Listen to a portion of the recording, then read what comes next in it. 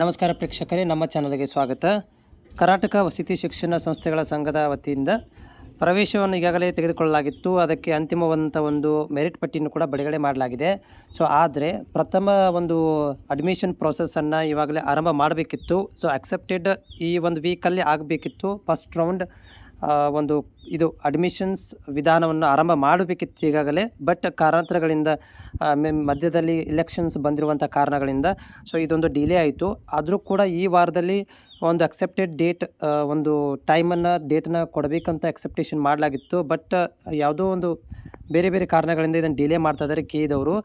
First round counselling with admissions ಇದಕ್ಕೆ date ಅತಿ ಬೇಗನೆ ಕೂಡ ನಾವು ರಿಲೀಸ್ ಮಾಡ್ತೀವಿ ಅಂತ ಕೆಇದವರು ಕೂಡ ಹೇಳಿದ್ದಾರೆ. ಬಟ್ ಯಾವಾಗ ಮಾಡ್ತೀವಿ ಅನ್ನೋದೇ ಒಂದು ಕ್ವಶನ್ ಮಾರ್ಕ್ ಆಗಿದೆ.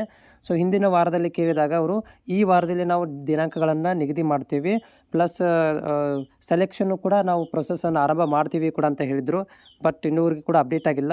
ಮೇ ಬಿ ಇವತ್ತು ನಾಳೆ ಆಗ್ಬೋದು ಅಂತ ನನ್ನ ಎಕ್ಸೆಪ್ಟೇಷನ್ ಇದೆ. ಹಿಂಗೇನಾದರೂ ಆದರೆ ಕೂಡ ನಾನು ನನ್ನ ವಿಡಿಯೋ ಮುಖಾಂತರ ಅಪ್ಡೇಟ್ ಕೂಡ ಮಾಡ್ತೀನಿ.